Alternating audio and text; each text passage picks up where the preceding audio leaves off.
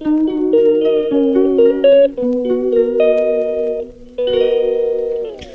রাধে বন্ধুরা, গোবিন্দের কৃপায় সকলে কুশলেই আছেন। আজকে তো আপনার বৃহস্পতিবার, আজ লক্ষ্মীর ঘট বসিয়ে পুজো দিতে হয় আমাদের। তো আমার স্নান পুজো হয়ে গেছে। এই যে আমার গোপুসোনাকে দর্শন করুন। দিয়ে এই যে ভাত, ডাল আর দুধটা বসিয়ে দিলাম।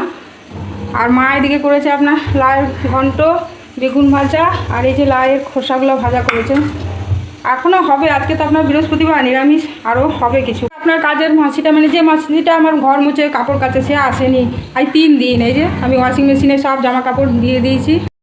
সকালে আপনার পরোটা বানিয়েছিলাম রিমির জন্য, ওকে 3টে দিয়েছি, আর বাবাও খেয়ে গেছে। আমার জন্য 2টো রুটি বানিয়েছি। এবার একটা পরোটা, ওর জন্য 4টা করেছিলাম। ও বলছে মা আমি 3টে নিয়ে যাবো। আমি আমার জন্য একটা রেখে দিয়েছি, আর 2টো রুটি তো আমার জন্য করে। আর পরোটাটা খেলে না গ্যাস হয়ে যায়।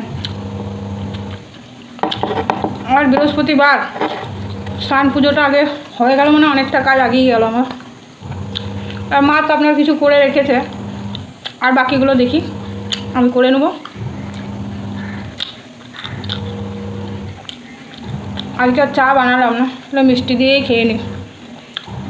চায়ের সেরকম কোনো নেশা নেই আসলে, চা দিয়ে খেতে ভালো লাগে সেজন্যই খাই আর কি। চা ওই আপনার সকালেই একবার আর সন্ধ্যা একবার খাই।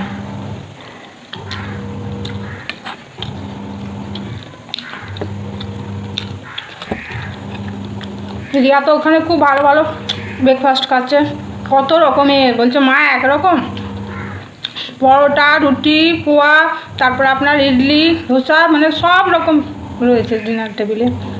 যে যা খুশি নাও আর খাও, খুব সুন্দর খাওয়া দাওয়া। আর চাটা বলে এত সুন্দর বানাচ্ছে, বলে মা আমার চায়ের নেশা হয়ে যাবে। যখনই টাইম পাচ্ছে গিয়ে গিয়ে চা খাচ্ছে। আমি তো বকছি, বলি একদম খাস না, অভ্যাস হয়ে যাবে আবার। এখন ওখানে তো আপনার ঠিক আছে, আবার মহারাষ্ট্রে গিয়ে কীরকম খাওয়া দাওয়া সেটা এখন চিন্তা হচ্ছে আর কি। যাবে মহারাষ্ট্র 13 তারিখে যাবে আপনার। ঠিক আছে, খেয়ে নিই, পরে কথা বলবো। আজকে তো আপনার বৃহস্পতিবার, নিরামিষ তো সব দিনই হয় আমাদের, জানেন সেটা। আর আমি করছিলাম, তারপর মা বলছে যে ছাড় আমি করে দিচ্ছি। আমার আসলে এদিকে অনেক কাজ থাকে, তো আর একটা কাজের বউ তো আসে না, বললাম আপনার, যেটা ঘর মুছে জামা কাপড় ধুয়ে, এই যে মেশিনের সব কাপড় জামা কাপড় দিয়েছি, এখন বার করবো। এই যে ধোয়া হয়নি এখনও। দেখুন মা রান্না করছে, দেখুন আপনারা। মা আলু ভাজা করছে দেখুন। আবার রিমু সোনার জন্য আলু ভাজছে। হ্যাঁ, আলুটা নাড়ো। ওই দেখুন আলু ভাজা হচ্ছে, দেখছেন। আর এই যে এখনও ঝিঙে আলু পোস্ত হবে। আর এই যে ঢ্যাঁড়স সেদ্ধ করলাম একটুকু প্রেসারে। এই যে আমার সব হয়ে গেছে, পেঁপে দিয়ে অরড় ডাল, আর রিমুর জন্য এই যে মুচমুচা করে আলু ভাজা, ঢ্যাঁড়স সেদ্ধ, লাউয়ের খোসা ভাজা, বেগুন ভাজা, লাউ ঘন্ট, এগুলো তো আগেই হয়েছিল দেখেছিলাম। পরে আবার এগুলো হলো ঝিঙে আলু পোস্ত। আর এই একটু টক দই নিয়ে নিয়েছি। আর চাটনি এখন করি না, কারণ রিয়া ভালোবাসতো চাটনি, আমাদের কেউ অত ভালোবাসি না আমরা, ওই জন্য চাটনি করি না। এমন স্বপ্ন কখনো দেখিনি আমি, মাটিতে যে আজ স্বর্গ এসেছে নামি।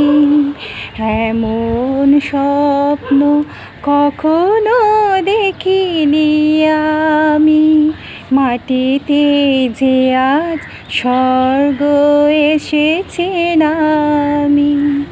অস্ত সূর্য আকাশে এঁকেছি ছবি, কোন প্রেরণায় মন হয়ে গেছে কবি। অস্ত সূর্য আকাশে এঁকেছি ছবি, কোন প্রেরণায় মন হয়ে গেছে কবি। মুগ্ধ দু চোখ, স্তব্ধ হৃদয়, সময় তো গেছে থামি। এমন স্বপ্ন কখনো দেখিনি আমি, মাটিতে যে আজ স্বর্গ এসেছে নামি। এমন স্বপ্ন কখনো দেখিনি আমি, মাটিতে যে আজ স্বর্গ এসেছে নামি। এটা কেমন লাগলো অবশ্যই কমেন্ট করে জানাবেন। আর এটা আমার গাছে রজনীগন্ধা ফুলটা, হ্যাঁ মেয়েরা তো তুলতে দেয় না, শুকিয়ে শুকিয়ে আর এটুকু আছে দেখুন, ওই জন্য এটুকু তুলে নিলাম আর কি, এটা ঘরে নিয়ে যাব। আর কালকে আমার বড় মেয়ে নিয়ে বলছিলাম আপনাদের, মানে পুরোটা বলতে পারিনি, ও এখন একটা গান্ধী ফেলোশিপ পেয়েছে আর কি 2 বছরের জন্য, তো সেজন্য গান্ধী ফেলোশিপটা পেয়েছে বলে ও বললো মা নিয়ে কিন্তু ওর সাথে আপনার MA BA দুটোই করছে আর কি ইংলিশে, আর আপনার ইউপিএসসির কোচিংও নিচ্ছে। তো 2 বছর বসেছিল ইউপিএসসিতে, আবার এই সামনের বছর বসবে আর কি, কোচিংটা ভালো করে নিয়ে তারপরে বলছে বসবো। তো দেখা যাক কি হয়, গোবিন্দ যদি কৃপা করে তাহলে ওর স্বপ্ন পূরণ হবে। আর এই ছোটো মেয়ে তো আপনার আগের বছর ন্যাশনালে চেস খেলে এসছে, এবছরও যাবে কি না এখনও জানি না, দেখি যদি সিলেক্ট হয় তাহলে এবছরও যাবে খেলতে। তবে ক্লাস 9 হয়ে গেছে তো অনেকটা পড়াশোনার চাপ, তো এখনও আমরা ঠিক করিনি ওকে পাঠাবো কি না, তো দেখা যাক কী হয়। আর সারাদিন তো সেরকম কিছুই আমি শেয়ার করতে পারছি না, আর মা তো অর্ধেক রান্না করে সেটা তো আপনারা দেখতেই পাচ্ছেন, বুড়ো মানুষ তো ও তো ভিডিও করতে পারে না রান্না করতে করতে, তাও যতটুকু পারছি আর কি করছি।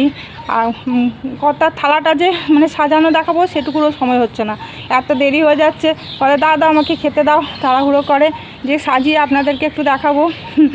তো যাই হোক আর কি করা যাবে, এভাবেই আর কি চলছে দিনগুলো।